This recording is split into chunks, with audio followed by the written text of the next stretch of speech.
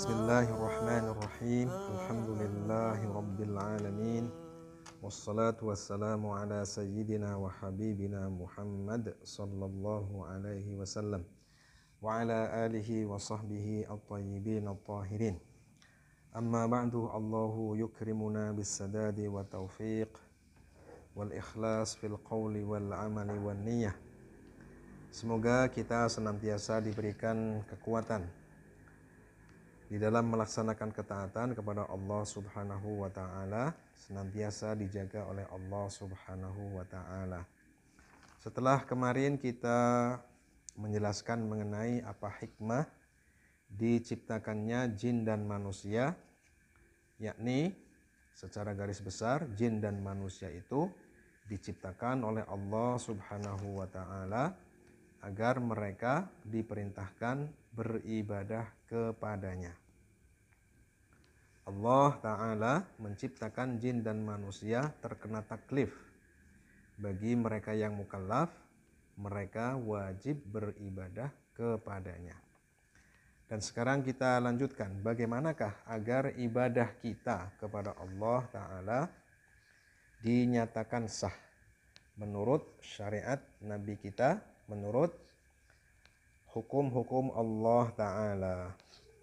Di sini kita akan mengkaji insya Allah dengan kajian yang lebih lengkap, dengan kajian yang lebih komprehensif. Di sini ada pertanyaan, kaifa tasihhul ibadatu? Bagaimanakah agar ibadah itu sah? Tasihhu ibadatullahi mimman ya'taqidu wujudallahi wa la yushabbihuhu bisyai'im min khalqihi. Bagaimanakah agar ibadah itu sah?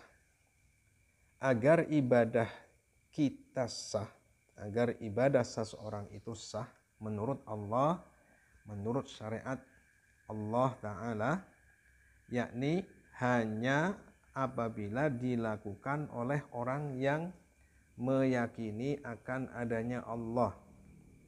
Satu, ini syarat pokok. Ibadah hanya sah dilakukan jika dilakukan oleh orang yang meyakini akan adanya Allah Ta'ala. Apa cukup? Tidak cukup. Harus ada ketentuan yang kedua, yakni tidak menyerupakan Allah dengan sesuatu pun dari makhluknya. Apabila ada orang yang meyakini akan adanya Allah Ta'ala, akan tetapi dia masih menyerupakan Allah dengan makhluknya, walaupun dia yakin Allah itu ada, tapi dia meyakini bahwa Allah Ta'ala mempunyai sifat-sifat sebagaimana sifatnya makhluk, maka ibadahnya ini tidak sah. Kenapa? Karena di dalam Al-Quran disebutkan laisa kamitslihi syai'. Tidak ada satupun yang menyerupai Allah. Makhluk Allah Ta'ala tidak ada yang menyerupai Allah. Dan Allah tidak menyerupai satupun, tidak menyerupai sesuatu pun dari makhluknya. Jadi ini adalah alat yang paling tegas, yang paling jelas menjelaskan tentang kemahasucian Allah Ta'ala dari menyerupai makhluknya. Nah, kalau ini sudah disebutkan Al-Quran dan masih misalkan seseorang meyakini wujudnya Allah Ta'ala tapi dia menyerupakan Allah Ta'ala dengan makhluknya, dengan meyakini Allah bersemayam, duduk, Allah turun, naik, mempunyai ukuran, berbentuk, berarah, bertempat dan sebagainya, maka dia sebenarnya tidak mengenal Allah Ta'ala. Karena dalam ayat Al-Quran disebutkan bahwa Allah Ta'ala itu tidak menyerupai makhluknya dari aspek manapun, dari aspek apapun. Allah Ta'ala tidak menyerupai makhluknya. Jadi syaratnya adalah, syarat ibadah itu sah itu apabila dilakukan oleh orang yang meyakini bahwa Allah itu ada, sekaligus yang kedua tidak menyerupakannya dengan apapun. Apakah ada ayat yang menjelaskan bahwa ibadah itu hanya sah apabila dilakukan oleh orang yang beriman. Jelas ada. Dalam surat An-Nisa disebutkan di sana, wa may ya'mal minas solihati min dzakarin aw untha wa huwa mu'minun fa ulaika yadkhulunal jannata wa la yuzlamuna naqira. Dalam ayat ini disebutkan wa may ya'mal minas solihat min dzakarin aw untha. Barang siapa melakukan kebaikan min dzakarin aw untha, baik dia itu laki-laki ataupun perempuan. Ada syarat wa huwa mu'min. Nah, ini ulama menyebutkan siapapun yang melakukan kebaikan, Islam tidak membedakan apakah dia laki-laki, apakah perempuan, apakah orang kaya, apakah orang miskin, berpangkat, tidak berpangkat, rakyat yang jelata, yang kaya dan sebagainya, tidak dibedakan. Allah Subhanahu wa taala memberikan kesempatan siapapun untuk beramal soleh, baik laki-laki ataupun perempuan, siapapun dia, dengan catatan wa huwa mu'min, asalkan dia adalah orang yang beriman kepada Allah, beriman kepada Rasulullah. Ini yang dimaksud dengan Islam adalah rahmatan lil alamin. Islam itu agama bagi seluruh manusia. Agama Islam itu agama Allah Subhanahu wa taala yang lintas generasi. Siapapun berhak untuk masuk dalam agama Islam, dan dengan masuk Islam siapapun dia, apakah laki-laki ataupun perempuan, yang kaya, yang miskin, tanpa mengenal kasta, tanpa mengenal warna kulit, perbedaan bahasa dan sebagainya, asalkan dia beriman, maka di sini disebutkan faulaika yadkhulunal jannah, maka pasti mereka akan masuk ke dalam surganya Allah Ta'ala. Wala yudlamuna naqira, mereka tidak akan mendapatkan kezaliman dari Allah Subhanahu wa taala sedikit pun, karena Allah mustahil berbuat zalim. Ini adalah ayat yang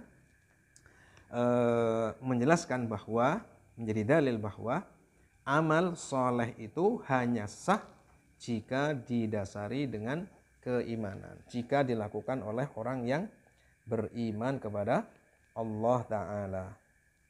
Jadi iman adalah syarat agar amal itu menjadi sah.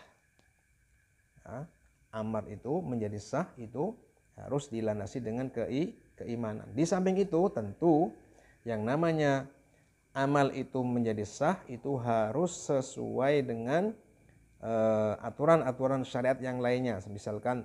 Misalkan tentang syarat, tentang rukun, tentang wajibat, tentang kewajiban-kewajiban yang berhubungan dengan suatu ibadah tertentu.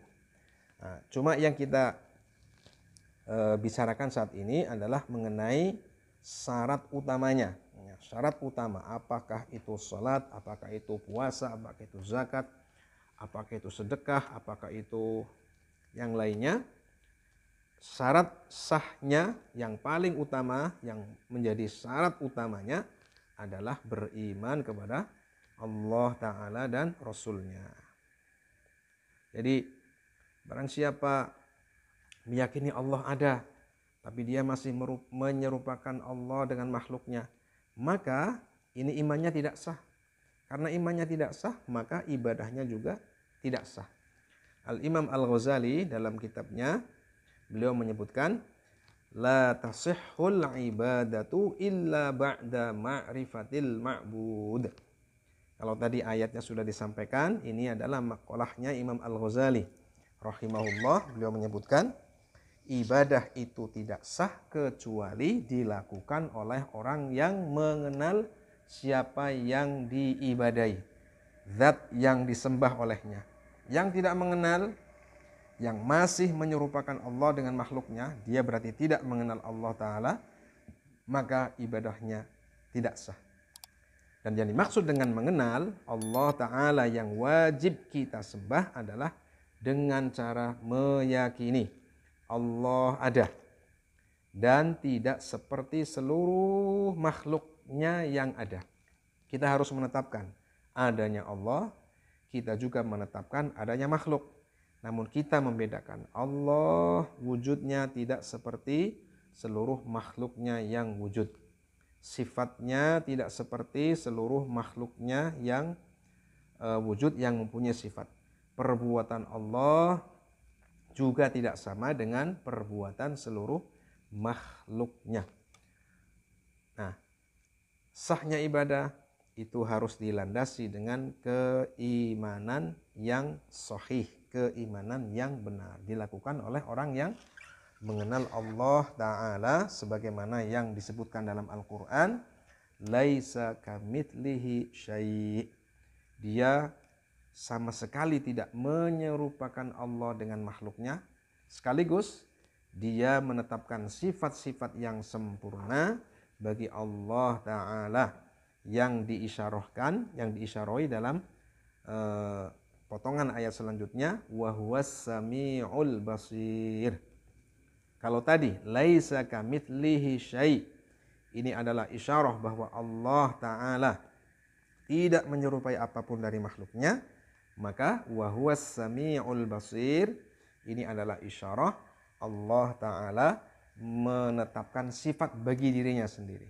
Kita harus meyakini bahwa Allah Ta'ala mempunyai sifat yang sempurna dan layak baginya. Ini dikenal dengan istilah prinsip tanzih. Prinsip tanzih yakni meyakini bahwa Allah Ta'ala tidak menyerupai apapun dari makhluknya. Tanzih. Kemudian wa huwas samiul basir, ini disebut dengan prinsip itsbat. Itsbat itu artinya menetapkan. Kita meyakini bahwa Allah Ta'ala mempunyai sifat-sifat yang menunjukkan kesempurnaan baginya, yang layak bagi Allah Ta'ala.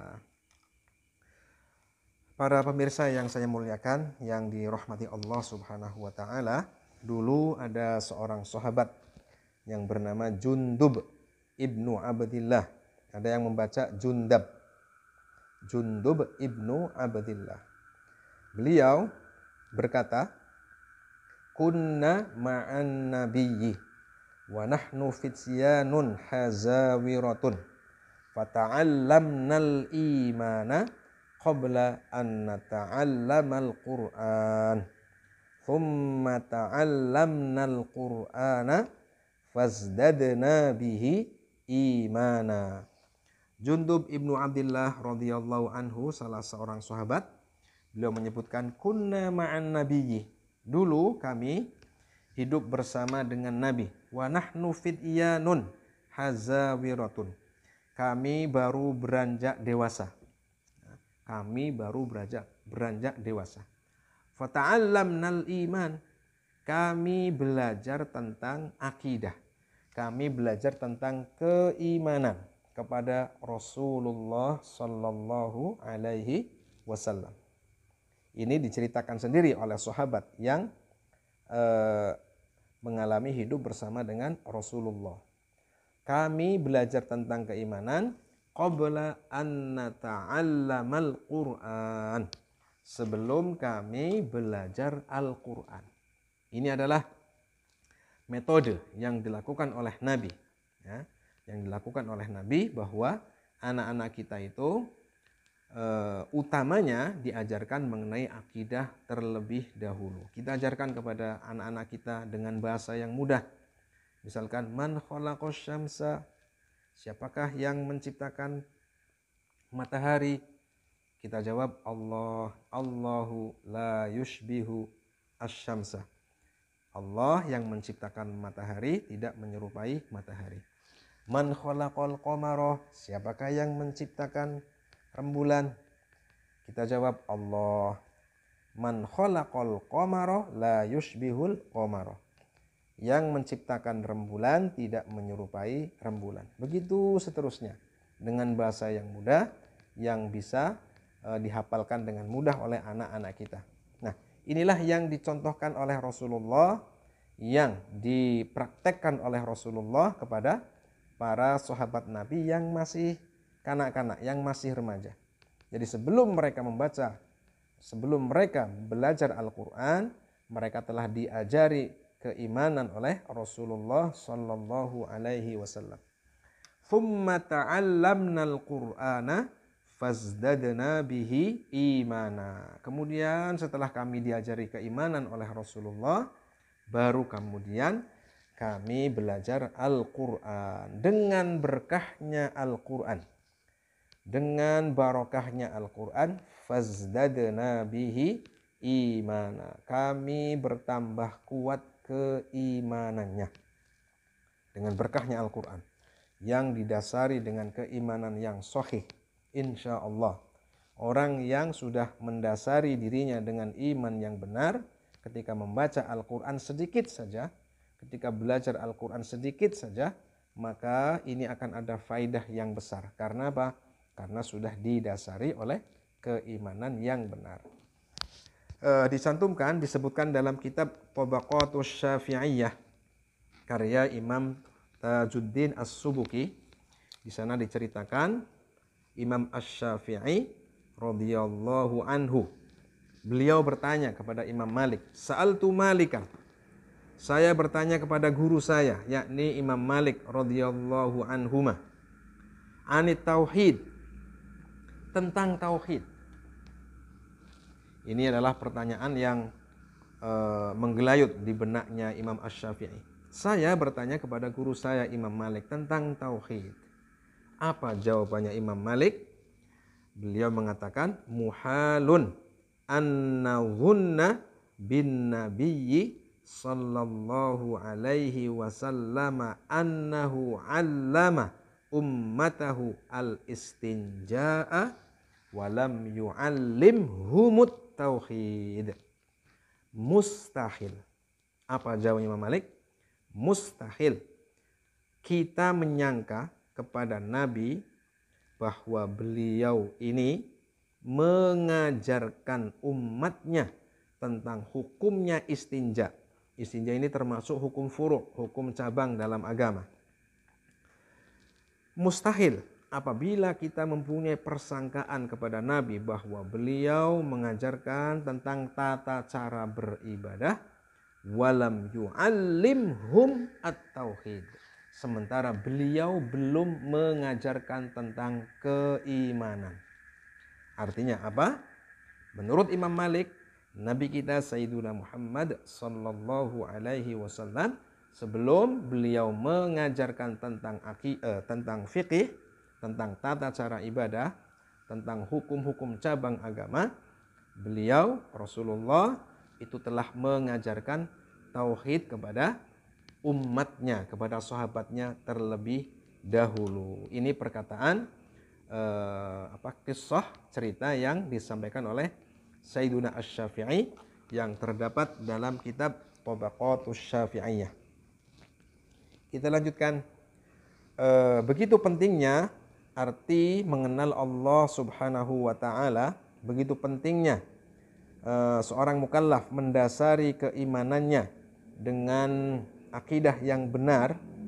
Al-Imam Abu Hanifah, beliau dalam kitabnya Al-Fiqhul Absad menyebutkan, al-fiqhu fid din afdalu minal fiqhi fil ahkam.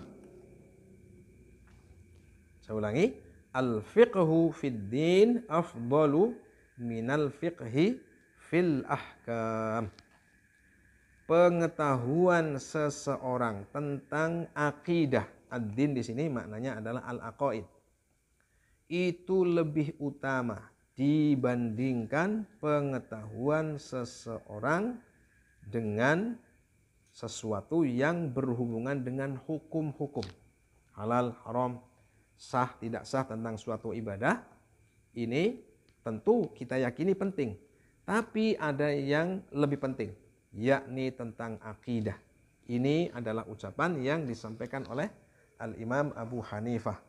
Sebagaimana Imam Asy-Syafi'i, beliau mendengar sendiri dari Imam Malik bahwa Rasulullah itu lebih mengutamakan yang bersifat usul, yang bersifat pondasi, yang bersifat sesuatu yang sangat mendasar, yakni keimanan. Baru kemudian Rasulullah itu mengajarkan hukum-hukum furu', hukum-hukum cabang agama. Demikian juga Al-Imam Abu Hanifah, beliau menyebutkan tentang halal haram ini tentu sangat penting, tapi beliau menyebutkan pengetahuan tentang akidah ini lebih utama dibandingkan dengan pengetahuan agama tentang hukum-hukum.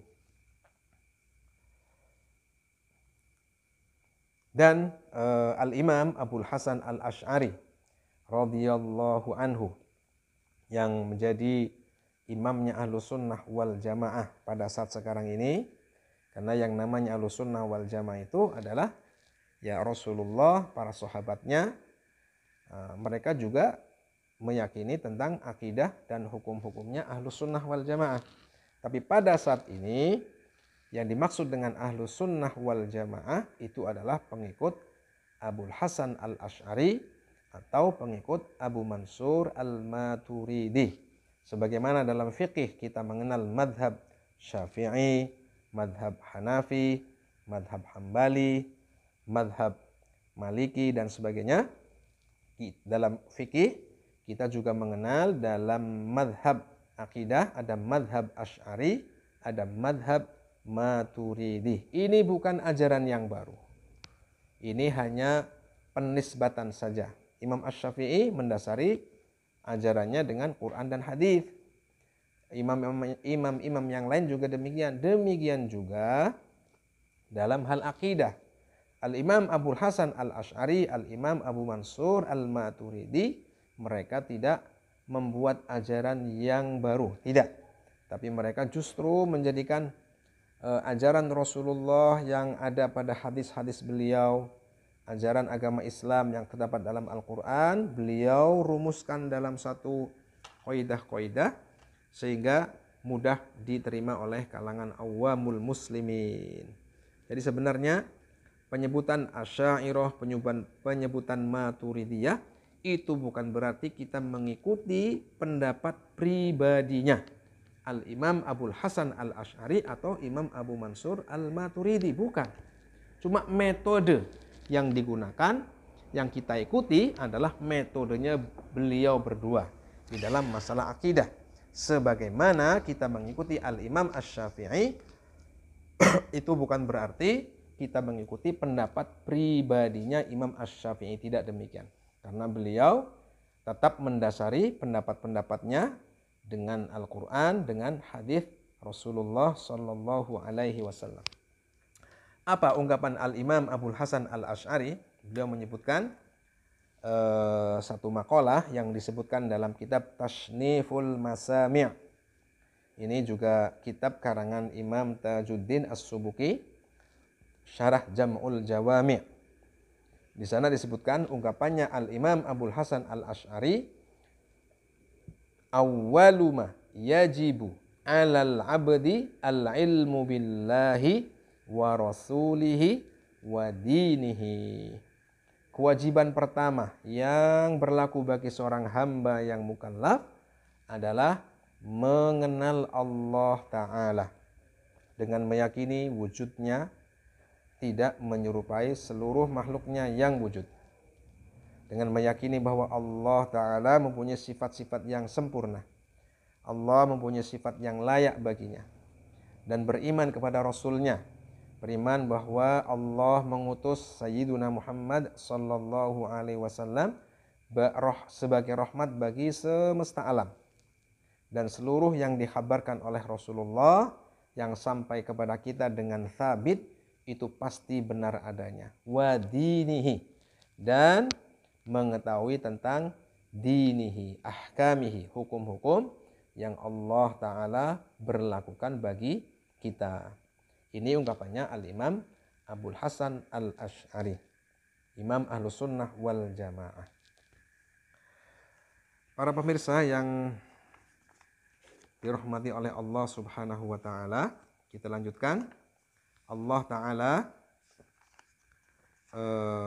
memerintahkan kita untuk pertama kali yang wajib kita lakukan adalah mengenal Allah Ta'ala. Dalam sebuah hadis kita kuatkan mengenai materi kita kali ini.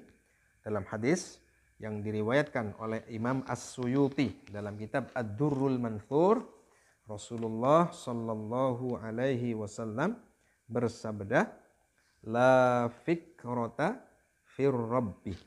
Kalau tadi dikatakan bahwa syarat seseorang melakukan ibadah itu dikatakan sah adalah dengan meyakini akan adanya Allah Ta'ala.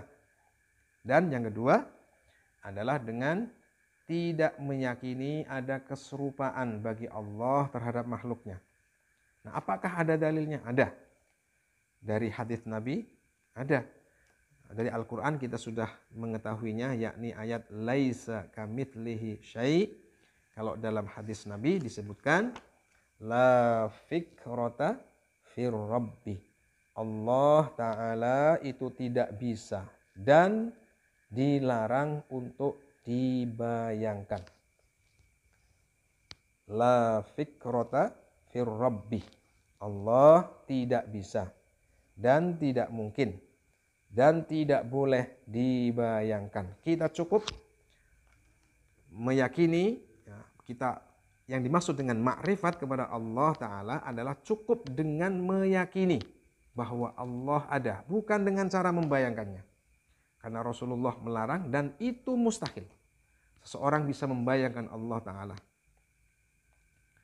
Nah, maka dari hadis ini dapat kita pahami sesuai dengan pemahamannya para ulama bahwa Allah tidak boleh dibayangkan. Allah mustahil dapat dibayangkan.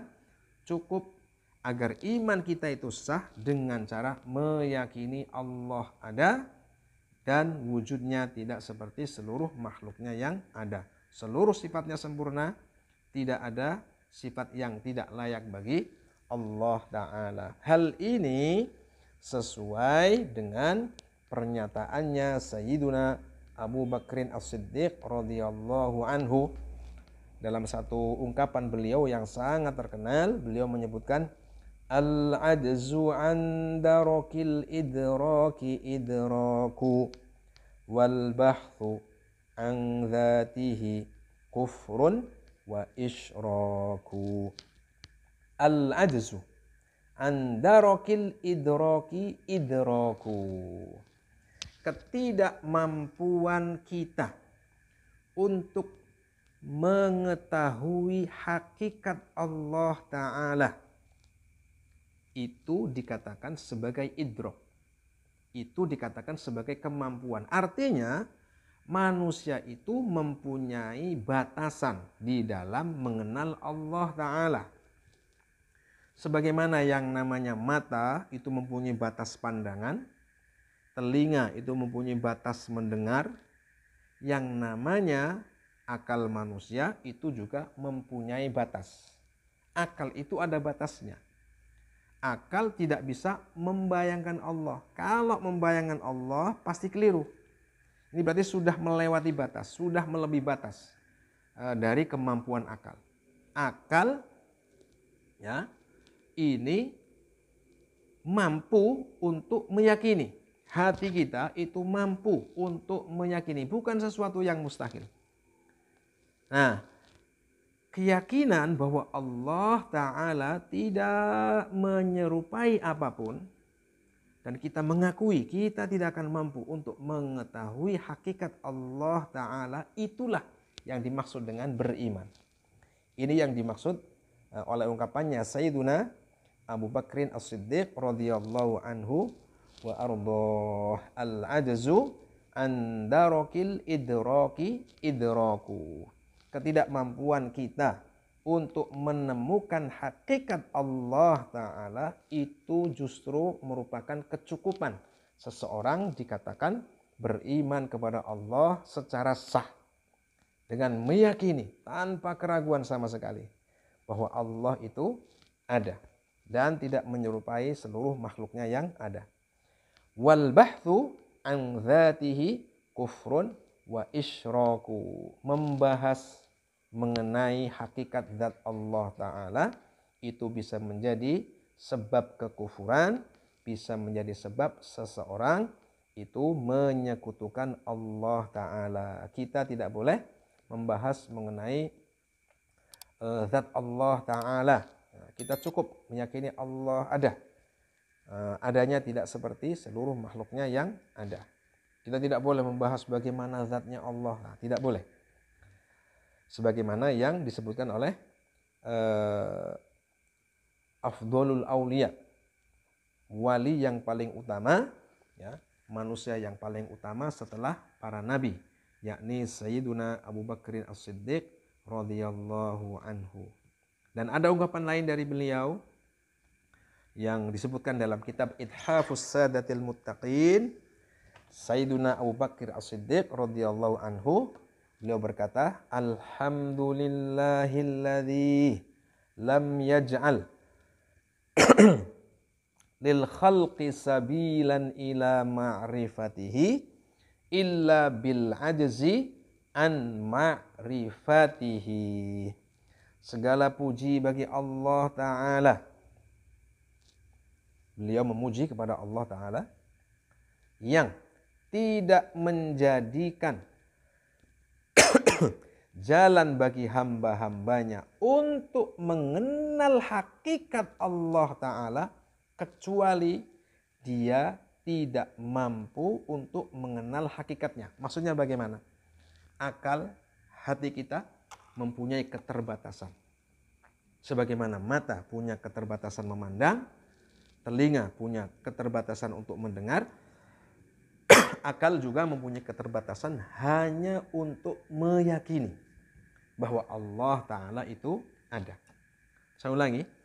Alhamdulillahilladzi lam yaj'al lil khalqi sabilan ila ma'rifatihi illa bil ajzi an ma'rifatihi. Allah Ta'ala tidak menjadikan jalan seseorang untuk mengenal hakikat Allah Ta'ala dengan adanya pengakuan bahwa kita tidak mengetahui hakikat Allah.